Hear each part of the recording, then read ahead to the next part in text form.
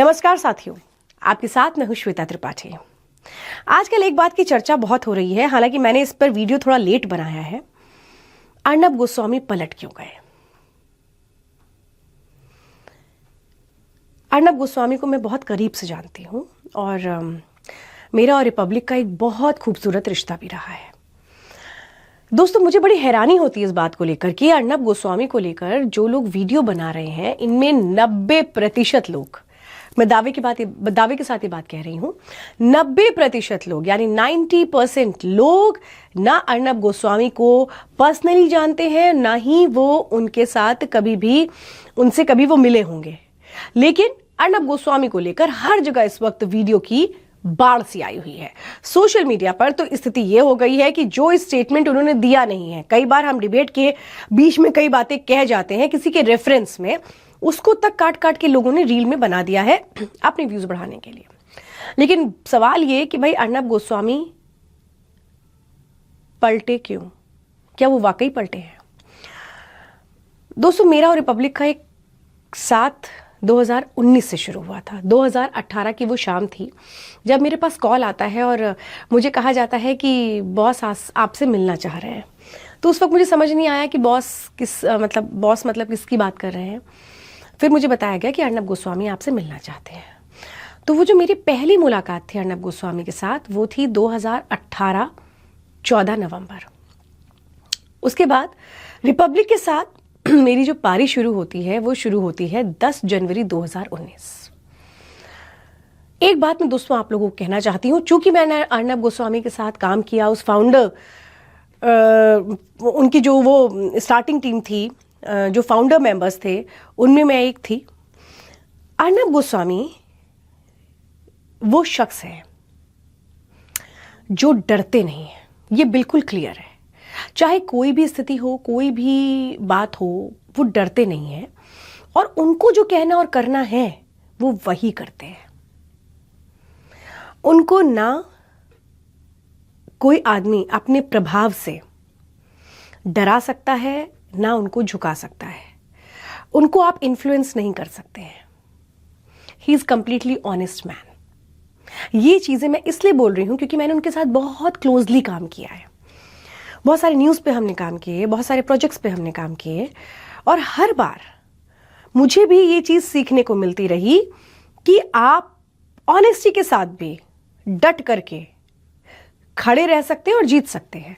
दोस्तों, मैं ये बात इसलिए आप लोगों से कहूँगी क्योंकि वो वाकया आप सबको याद होगा जब अर्नब गोस्वामी को अरेस्ट किया गया था। और वो वक्त था जब रिपब्लिक आया था। लगभग रिपब्लिक को आए हुए 1.5 साल हुए थे और अर्नब गोस्वामी को अरेस्ट कर लिया जाता है। और उसके बाद ये जो वक्त था 2020 का था और वो जो दिन था वो था 4 नवंबर का। अचानक सुबह सब देखते हैं टीवी पर कि अर्नब गोस्वामी को अरेस्ट कर लिया जाता है। जो पुलिस के लोग हैं वो उनके घर के अंदर घुस जाते हैं और परमबीर और उनकी जो टीम है वो किस तरीके से अर्नब गोस्वामी को लेकर के चली जाती है। कहाँ जा रहे हैं लेकर के किसी को नहीं पता था। हम लोग भी एकदम से परेशान हुए, टेंशन में आए कि क्या हुआ, क्योंकि अर्नब गोस्वामी ने तो पालघर का मामला उठाया था। उस वक्त भी उनकी आवाज़ को दबाने की कोशिश की गई और वो हमेशा सरकार से सवाल करते आते रहे हैं, इसमें कोई डाउट नहीं है।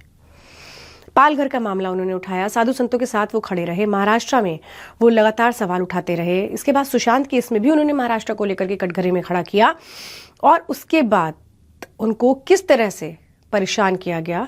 मुझे याद है जब उनको तलोजा ले जाया जा रहा था अलीबाग से, सबसे पहले उनको जब अरेस्ट किया गया उनको अलीबाग में रखा गया 2 दिन। उसके बाद उनको तलोजा ले जाया जा रहा, वो गाड़ी खड़ी थी, उस गाड़ी को चारों तरफ से, जो प्रिजन वैन होती है उसको चारों तरफ से काले कपड़ों से ढक दिया गया था ताकि अर्नब गोस्वामी किसी से बात ना कर पाए। उसके बाद चूंकि मैं वहाँ पर मौजूद थी, मैं रिपोर्टिंग कर रही थी और मुझे देखिए, मेरे को बहुत सारे लोगों ने कहा कि श्वेता तुम्हारे तो बॉस अंदर है, तुम वापस आ जाओ।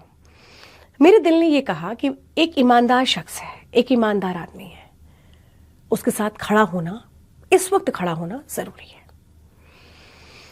मैं आपको ये बताती हूँ, जब अर्नब गोस्वामी को उस प्रिजनर वैन में ले जाया जाने लगा तो अर्नब गोस्वामी ने ही, आप वहाँ पे भी हिम्मत देखिएगा, अर्नब गोस्वामी ने ही अंदर से जब गाड़ी निकली अलीबाग से, उसके बाद उन्होंने ही बोला तलूजा।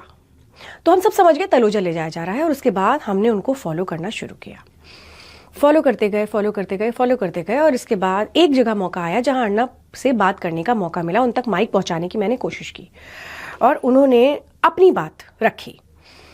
देखिए ये चीज़ें ना, ये जो बात आज मैं कर पा रही हूँ ना, वो सिर्फ इसलिए क्योंकि अर्नब गोस्वामी ने ही वो कॉन्फिडेंस हमें दिया था।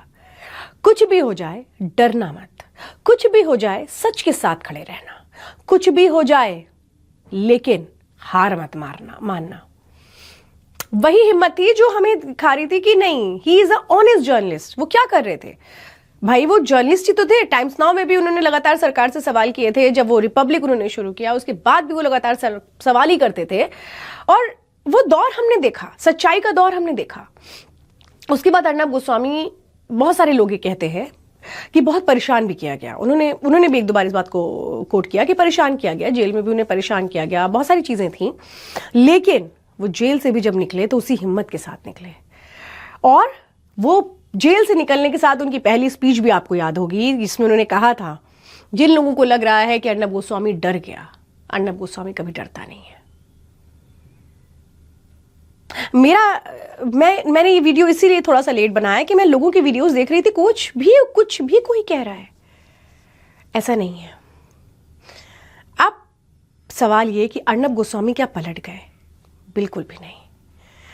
देखिए दोस्तों, अर्नब गोस्वामी जब सरकार से सवाल करें तब आप उन्हें कहते हैं कि लग रहा है सरकार से नाराजगी, इसलिए सरकार से सवाल कर रहे हैं। जब वो सरकार से सवाल ना करें तब आप ये कहते हैं कि वो गोदी मीडिया है। तो एक जर्नलिस्ट करे तो करे क्या? अब अरावली को लेकर के, इंडिको के केस को लेकर, दिल्ली पोल्यूशन को लेकर, सेंगर को लेकर उन्होंने काफी सवाल सरकार से किए जो बिल्कुल सही भी हैं, बिल्कुल सही है। आप लोगों को भी लगा कि हाँ ये सवाल तो उठने चाहिए। अब जब उन्होंने वो सवाल उठा दिए हैं और सरकार सवाल कर लिए हैं, तो आप ये क्यों कह रहे हैं कि वो पलट गए? वो कभी नहीं पलटे हैं, वो जैसे हैं वो वैसे ही रह गए हैं। आप लोगों ने अपना चश्मा और अपना आईना बदल दिया है। अब आपको ये दिखने लगा है कि नहीं ये तो वही है, कम बैक कर लिया है, कम बैक कर लिया है। वो वापस कहां गए थे जो कम बैक कर लेंगे? वो तो वही थे। वो सवाल पूछने से कभी डरते नहीं रहे। अगर आप उनके पुराने वीडियोस को भी उठा करके देखेंगे तो आपको ये पता लग जाएगा कि अर्नब गोस्वामी ने हमेशा सरकार से सवाल पूछे हैं। हां, सवाल पूछने का तरीका अलग हो सकता है, लेकिन सवाल ही है जिसको उन्होंने उसी अंदाज में रखा है। राहुल गांधी का पहला इंटरव्यू भी अर्नब गोस्वामी ने ही किया था, और उसके अलावा भी हमेशा वो बोलते रहे आगे भी कि भाई मैं तो चैलेंज देता हूं, आइए मेरे साथ डिबेट कीजिए। वो ऐसे ही सरकार के मंत्रियों को भी चैलेंज करते रहे। आपने देखा होगा कि पोल्यूशन को लेकर के, एयर पोल्यूशन को लेकर उन्होंने साफ सरकार के जो मंत्री हैं उनसे भी कहा, आइए मैं आपको बात करना चाहता हूं, मैं आपसे सवाल करना चाहता हूं। तो अगर एक पत्रकार सवाल करे तब भी आप सवाल उठाते हैं, अगर वो सवाल ना करे तब भी आप सवाल उठाते हैं।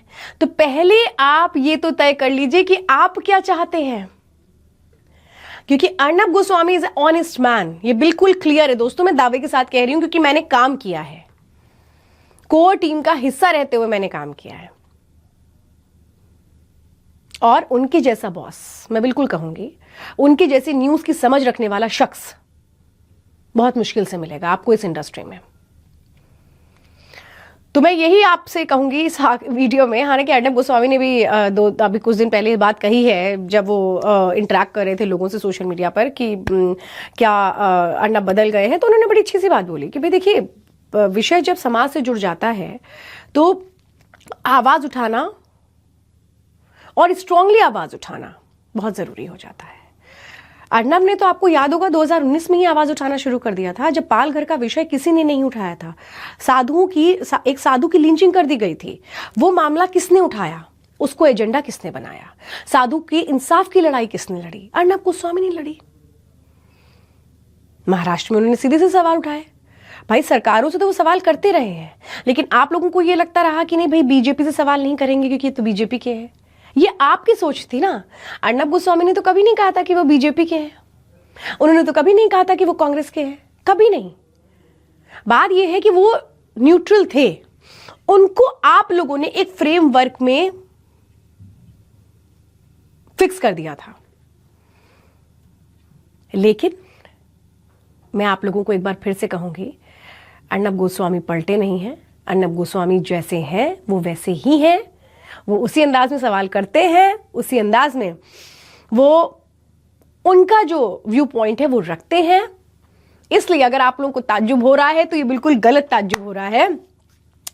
अर्नब गोस्वामी पत्रकारिता को और पत्रकार को, मींस जर्नलिज्म और जर्नलिस्ट, दोनों को ऊपर ही रखते हैं।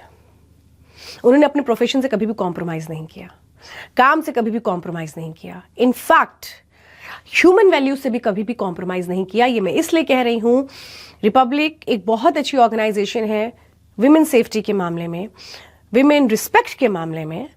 आप आराम से काम कर सकते हैं, निश्चिंत होकर काम कर सकते हैं। ना ही बहुत तरीके की फीमेल्स की हमने अलग अलग कंपनीज में बातें सुनी हैं, ऐसा रिपब्लिक में नहीं होता है।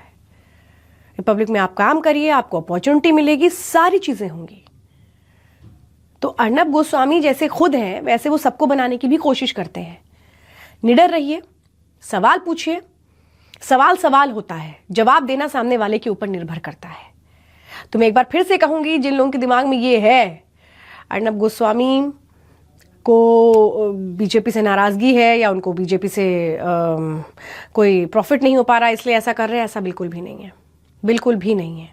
वो जर्नलिस्ट है, वो जर्नलिस्ट थे और वो जर्नलिस्ट ही रहेंगे।